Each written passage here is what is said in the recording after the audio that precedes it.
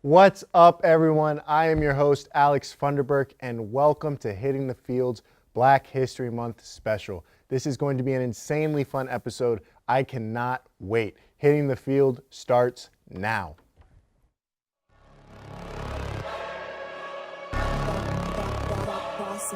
Things gon' change when I really hit the field. Undefeated chance, man, you know what's the deal. Tryna find a kid, I'm in the field doing drills. Boy, you just a sucker, you ain't never keep it real. 3 rings in my hand, I'm a warrior to the max. When I hang it up, they gon' have to give me plaques. Step up in the building and I only bring the facts. When I make a highlight, they gon' replay, run it back, okay? Always locked in, now I don't got time to lax. Saying he the best, he could take a lap. Batted 1,000 when you check the stats. Boy, is you ready? You ain't gotta ask.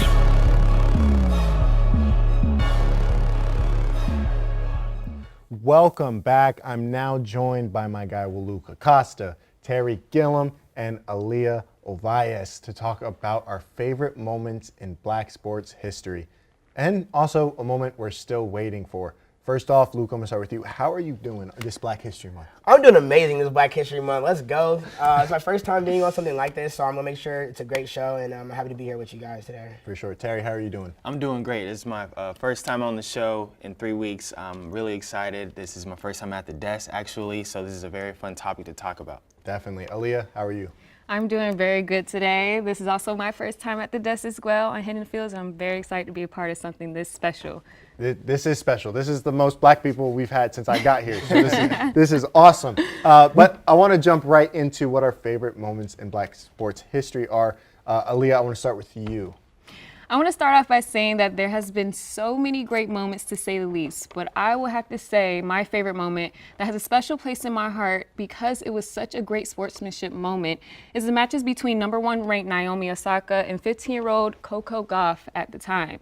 The moment in 2019, Osaka took on Gauff at the 2019 U.S. Open in the 3rd round and won her match in a straight sets. But that is not the moment that I'm talking about. It's what happened afterwards when Osaka decided to not only celebrate her win as defending champion, but share her spotlight with Gauff. Of course, Gauff didn't want to, but Osaka didn't take no for an answer. Osaka took what she had learned from Serena Williams back in 2018 when Williams led by example to build up your competitor and not tear them down. This moment was so raw and genuine that as a Black woman myself, I could say I was very proud. It's important for our young girls to be uplifted and show support for one another no matter what. And with this support, Gauff came back around during the 2020 Australian Open and won against Osaka with a straight set win for herself. No, that's a great moment. I mean, Naomi Osaka and Coco Gauff are kind of carrying the new age of Black tennis. Yeah. Serena and Venus are always like the biggest piece of that, but to see two young women like that kind of carrying the torch now is insanely fun. Terry, I want to come to you. What's your favorite moment? Well, my favorite moment was Super Bowl 41. 2 Black head coaches got to coach in the Super Bowl, and I remember I was 7 years old, 2nd grade at the time. I remember I was just learning about football, just learning about the rules. So to see 2 Black head coaches, one on the Indianapolis Colts and one for the Chicago Bears, it was really fun to see. I remember Disney Channel hyped it up. I was a young kid. I remember looking at those 2 guys like, they kind of look like my dad because, I have a Black dad. But other than that, that was a great moment. It was a great time. Yeah, no, that was an insane Super Bowl because you had, before that, there were no Black coaches that made the Super Bowl, and then you have 2 in the same year. Tony Dungy, Lovie Smith, those guys are trailblazers in and of themselves. Luka, what is your favorite moment in Black history? One of my favorite moments is the fact that Bill Russell is one of the most winningest players to ever grace the basketball court. 13 trips to NBA Finals. He came out with the ring, won 11 on him. I don't even have enough fingers on my hand to tell you. I'll give you extra fingers. Exactly, there it is. Bill Russell being a trailblazer, not being a trailblazer, being an absolute winner, a champion. He was also the very first Black player coach to win as well. Brought his team to back-to-back championships, I believe, if I'm not mistaken. Correct me on that. But yeah, Bill Russell, that was just a moment I didn't experience it, but that's just something that I can't let go of. And on top of that, he didn't accept his Hall of Fame induction until 44 years later, until the very first African-American player was inducted to the Hall of Fame with him. And that's something that I will never forget. And that's something that we take for granted today. No, for sure. Bill Russell is that guy. Like when people talk about the GOATs, I think he belongs in that conversation. But for me, it's Patrick Mahomes winning the MVP in 2019. He was the first black quarterback to win it outright. Steve McNair tied with Peyton Manning in 2003. But just to see, especially with the stigma that comes along with black quarterbacks, that they're not smart enough, they can't lead a team. I mean, you heard me talk about it in the rant last week. It was really cool to finally see a black quarterback win MVP and win it outright. But Luka, I want to come back to you. A moment you're still waiting for, you know? Honestly, the moment I'm waiting for, it's probably not going to happen, but Colin Kaepernick deserves to be on an NFL team, whether anyone wants to believe it or not. Argue with your mom, your dead granny, I don't care who you want to talk to about. Colin Kaepernick is just as good as any other NFL quarterback out there, and he's not the only quarterback to have taken a knee since then. So many other quarterbacks have done the exact same thing that he has done, and they are still in the NFL, and there's so many other players. So I think Colin Kaepernick deserves to be on an NFL team. I'm saying he plays basketball now. That's cool. Right, he play basketball, honestly. No, he might be able to.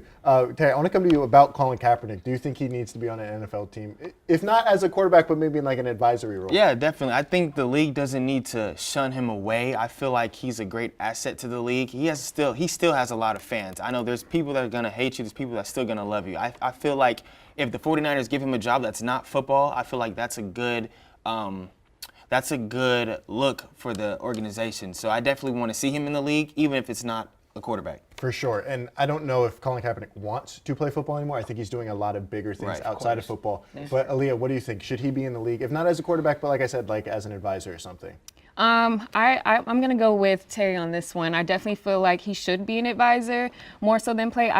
I agree as well. Like, I don't think he wants to come back too. With everything that happened, even with his Netflix series as well, he's not expressing any wants to go back there if you're looking from the outside. So I don't think he's going to come back, but as an advisor, yes, he should come back for that because I feel like it is needed. It's a hole that needs to be filled. Absolutely. You know? And Terry, now I want to come back to you. What is your moment that you're waiting to see? There's a lot of moments I'm waiting to see, but if we're talking about the NFL, I'm waiting to see Lamar Jackson win the Super Bowl. Yes, please. And listen, Yes. I say that. Yes. I say that only because I used to play quarterback 2 years ago at Bethune-Cookman. I was kind of like him. You know, I was able to run. I was really athletic. But when you hear somebody tell you should switch positions, it's very frustrating because you're putting that work ethic, you're crafting that skill and ability to play quarterback. So for somebody to say you should switch positions and not give you a chance, it's very disrespectful. And I really think he should go out there, win a Super Bowl as a starting quarterback to prove everybody wrong. No, absolutely. Couldn't agree more. Lamar Jackson, since he came, I mean, he started in their bowl game his freshman year, and I immediately said, look, this dude's going to win the Heisman. Next year, wins the Heisman. I was like, this dude's going to be one of the best quarterbacks in the league. Everyone was like, no, he's a running back. He's a wide receiver. I'm like, trust me, this dude has it. If he wins a Super Bowl, I will be ecstatic. He's one of my favorite players in the NFL. Aaliyah, what are your opinions on Lamar Jackson? Lamar Jackson's actually from my hometown. We went to the same county, like to school county. So I want to see him win as well for my hometown. Just going to school just down the street from where he went is also inspiring too. And it's just like, that's a little piece of home for me. So I'm rooting for him always. And I think he's going to do it. I don't know if he's going to do it next season, but I'm rooting for him. I feel like he's going to do it eventually, and it's about time. No, I hope so. Luka, I mean, what would it mean just to shut all those people up? I hope Lamar Jackson wins because I seriously do not like the Lamar Jackson slander. I'm not for it. Like, obviously he had a down season this season, but he was injury prone all season long. Like, who is he working with? You can name me Lamar Jackson's best receiver, I'll wait. Marquise Brown and who else? Oh, that's what I thought. Devin Duvernay. That's what, okay.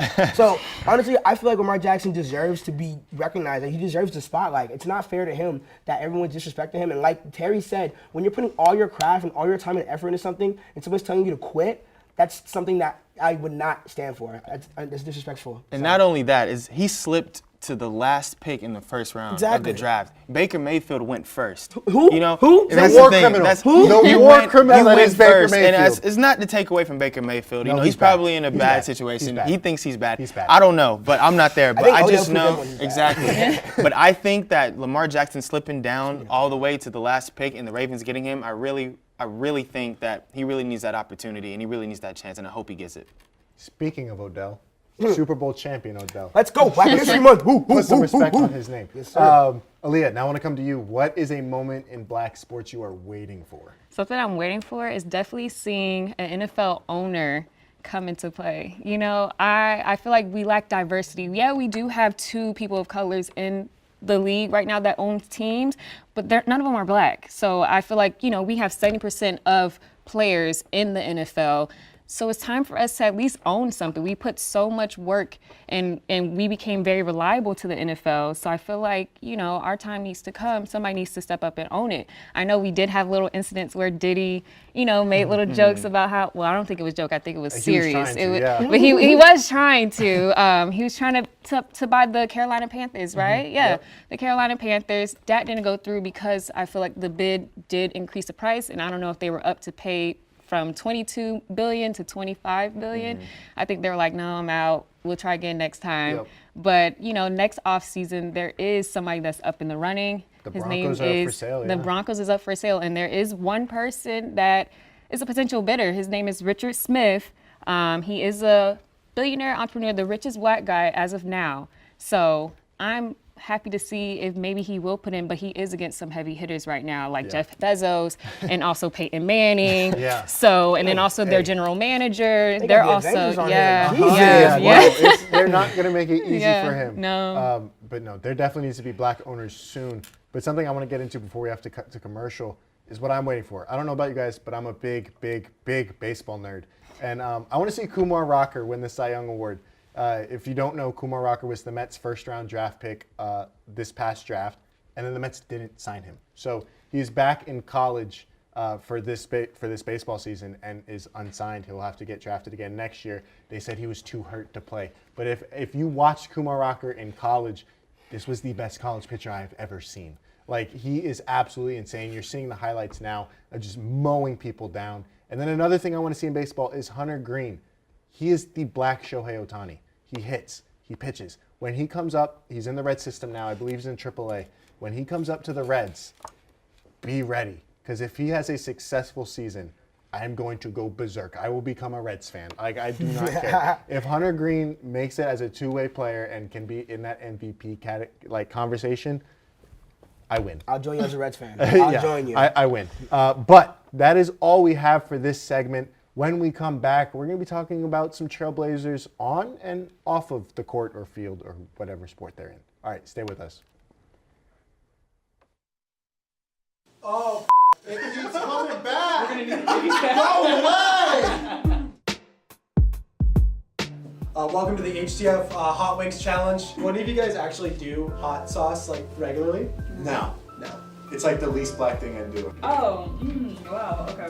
I say Johnny goes first on this one. I agree. The Buccaneers are going to play the Washington football team. That can't happen. It will happen. I'm terrified. No, I really hate it. No. Yes. No. Yes. No. Yes. No. You're wrong. If it wasn't for Kanye jumping up on stage and doing that, I'm going to let you finish, but no one would know what this was. Nitro's dump truck. And if you don't know what I'm talking about, Why's Nitro thick? I don't know how many squats I need to do to get up like something like that, but I will do it. Oh! Oh my God! Baseball, obvious reasons. Babe Ruth, if you want to go currently. I feel like that's just like a thing. he jumped off the wall to catch the home run. We made it through all the way to the end. Thank you for joining us. I'm never doing this again. What is up, everyone? Welcome back. We are now going to talk about our favorite black trailblazer in sports for their impact not only on the field, but off of it too. Terry, I want to come to you first because you have an interesting pick and not someone that I thought about originally until you put it down. Yeah, actually, I thought it would have been an issue, but Michael Vick, that's my favorite one. He's the human cheat code, the first African-American selected #1 overall. He made plays on the field that you really haven't really seen before other than like Lamar Jackson, but he opened doors for people like Lamar Jackson, Kyler Murray, Patrick Mahomes, and much more. And you know, he got in those off-the-field issues. We all know he got in some trouble with the federal government. He went away for 2, maybe 3 years. I can't even remember. I was a little kid. But when he came back a different person. He was an advocate for what he did wrong. He's still doing that to this day. He's on Fox as an analyst. He's really cleaned up his act. He's cleaned out his circle. You know what I mean? And I think somebody like that is a great role model because you can see that you can mess up in life because we're all human, but he can also come back and bounce back. And I feel like that's really great for him, even though I never met him. Yeah, no, absolutely. Michael Vick is a great pick. And actually, when I was in elementary school up at Fort Belvoir in Virginia, he actually came and spoke to my entire 4th grade right after he got out of jail. And just to hear that story in 4th grade of yo, I messed up. And the thing I love about him is he doesn't hide from it. He owns it. He'll tell you yo, I really messed up. I did my time, but here's how I'm fixing it, right? And he doesn't run away from the questions. Yep. You ask him about the situation and how it was like, even if it's not even about football, he literally will have a conversation with you. He won't shut it out. He won't shut it down. He's going to have a conversation with you. Exactly. And I think more people need to do that. And it's yeah, it's okay to mess up, but how are you fixing it? And he does so many things with charities for animals. And he's trying to pass legislation to ban dogfighting. And what he does is amazing. Luka, I want to come to you now. Who is your favorite Trailblazer? One of my Trailblazers is actually, I think he's one of the most forgotten athletes. I feel like he's a pretty forgotten athlete, Bo Jackson. He's one of the craziest dual sport athletes to ever play. He did it on the football field and the baseball field, but obviously it's not what we're here to talk about. But Bo Jackson has a Bo Bikes Bama campaign where he rode on the entire state of Alabama, raising money for children. Alabama Governor Emergency Relief Fund after the hurricane they had in 2007, I believe. He raised over $1.1 million with this campaign, and he was also joined by other stars like Scottie Pippen as well. And I love that he did that because even though he never lost sight of home, he always kept track of his roots. It was never a question for him. The second it happened, he went, he took action. He biked around the entire, he biked around his whole city. He did not have to do that. He's a famous athlete. He's a celebrity. He could have drove around. He could have just simply donated. But he wanted to show that he cared about the community and that he obviously cared about the city that he lived in, the city where he grew up. So he wanted to show his face again and be known. So I really love that Bo Jackson did that. I know we're talking about off the field stuff, but I want to talk about Bo Jackson on the field because he was crazy. By far, I think if it weren't for his hip, he'd go down as the greatest athlete. He had his own time. video game. Before video games were a thing. He was one of the first to have his own signature shoe. The Bo Nose campaign. I didn't even know who Bo Jackson was, and I knew about Bo Nose. What he did on the field is insane. Terry, just talk about Bo Jackson on the field or off the field. I mean, he's such a great dude. Yeah, Bo Jackson, that's somebody you want to have a conversation with. You want to sit down, talk about his family, talk about his background, because other than him at Auburn, winning that Iron Bowl, running through Florida, I just think Bo Jackson as a person is a great person to have conversation with and just to have in your circle. That 30 for 30 ESPN did on him is one of my favorite. It's incredible. Aaliyah, I want to come to you because you also have a very interesting pick here, and I love it. So go for it. My Trailblazer would have to be Simone Manuel. She is the first Black woman to hit the 100-meter freestyle in an individual Olympic swimming match. She is the first one to receive this, and she was given gold. She also won 4 medals that year in that Olympics, 2 of them being gold. And when she left the Olympics, she tried to come back in 2021 Olympics, but she didn't meet the trials. So I was a little bit disappointed to see that, but she still has more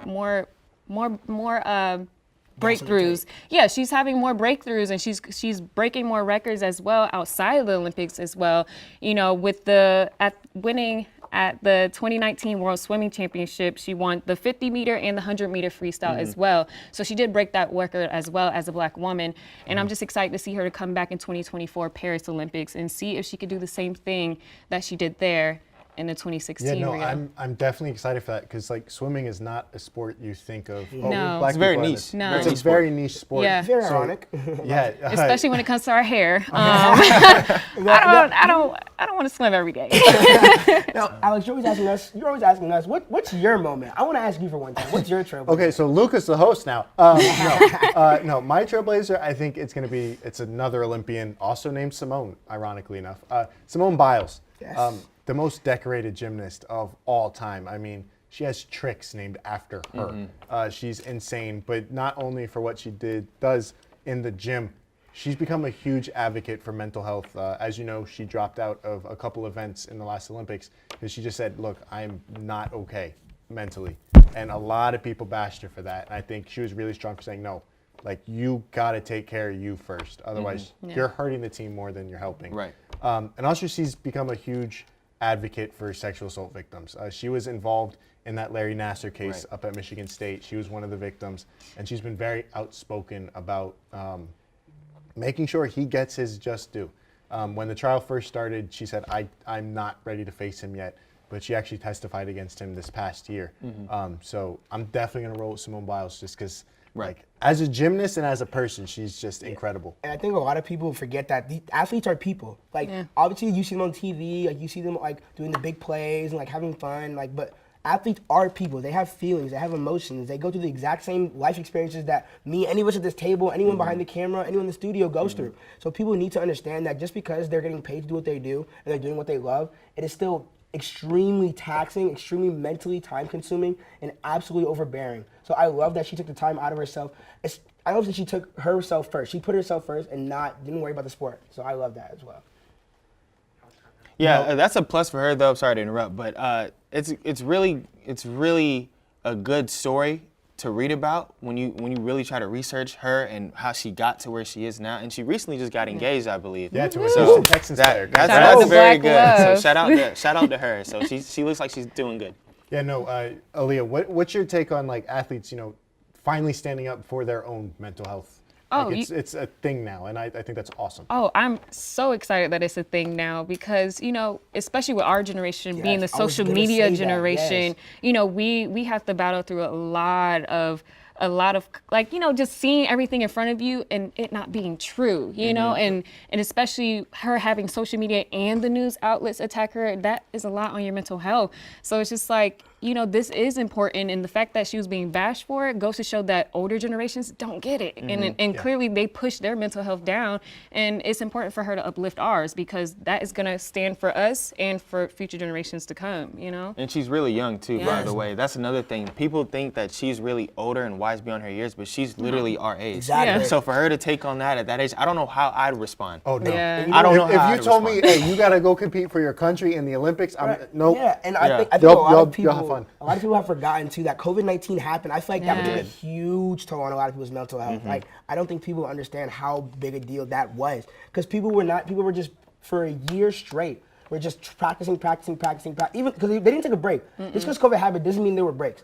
So I think COVID-19 took a huge toll. I think a lot of people don't understand that also happened because it feels long ago, but it's still active. Yeah, no, and like you're kind of seeing this now with Ben Simmons. He was at shoot around for the Nets the other day, and he was smiling, and somebody quote tweeted it and was like, "Oh, so I guess the mental health thing was all a lie to get out of Philly." It's like, no, that's not how that works. Which is depressing. Like, that's so sad. Like, that's not how depression works. That's not how mental health works. Like, yeah, he's happy now, but he's still going through a lot. And yes, I hate on Ben Simmons all the time, and I hate on the Nets all the time, but I genuinely want Ben Simmons to be okay as a person. Right. As a basketball player, don't like him. But as a person, I want him to be straight mentally. But this was an amazing show, guys. I cannot thank you enough for joining me. No, thank you for having us. When we come back, it's time for me to rant, and boy, is it a long one.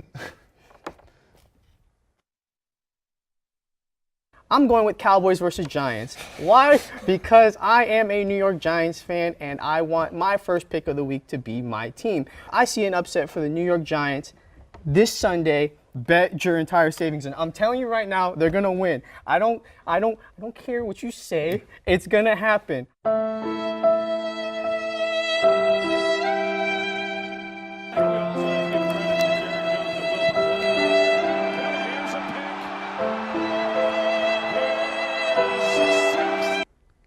I have to go with the Raiders, I think, for this one. I don't see them losing.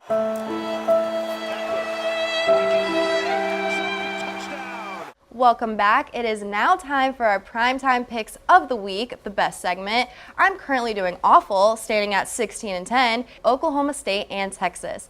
I'm going Texas 35-27.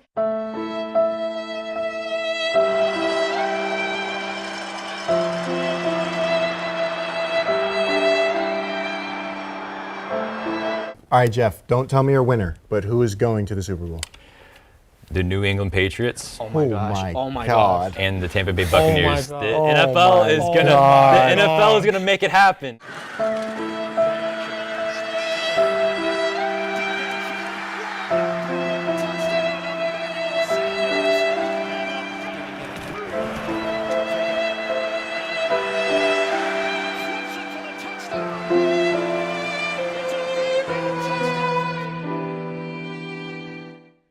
Thank you, everyone, for being on with me today. This was so much fun. And also, thank you to everyone watching. This Black History Month has been an interesting one, to say the least. It began with Brian Flores suing the NFL, and then we probably had the blackest Super Bowl halftime show we've ever had. It was incredible. LeBron also became the NBA's all-time leading scorer.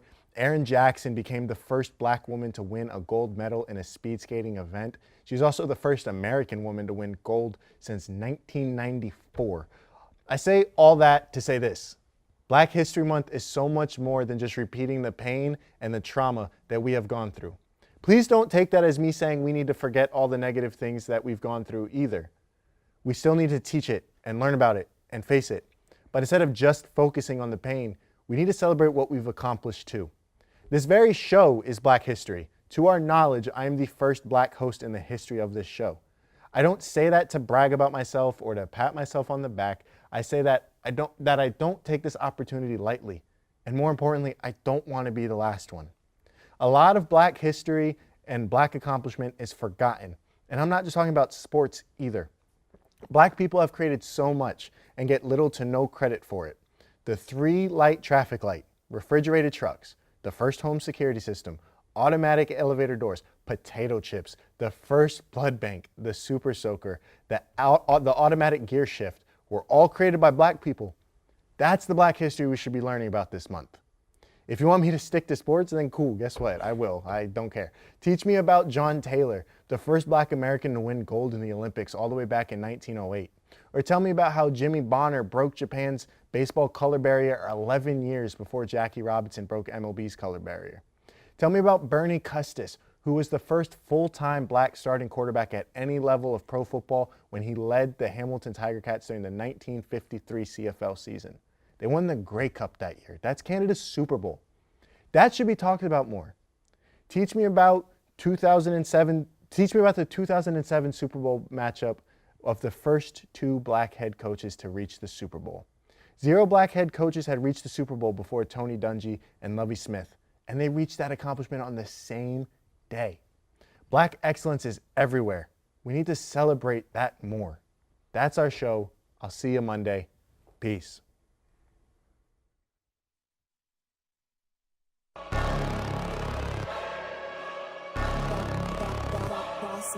Things gon' change when I really hit the field. Undefeated champs, man, you know what's the deal. Tryna find a kid, I'm in the field doing drills. Boy, you just a sucker, you ain't never keep it real. 3 rings in my hand, I'm a warrior to the max. When I hang it up, they gon' have to give me plaques.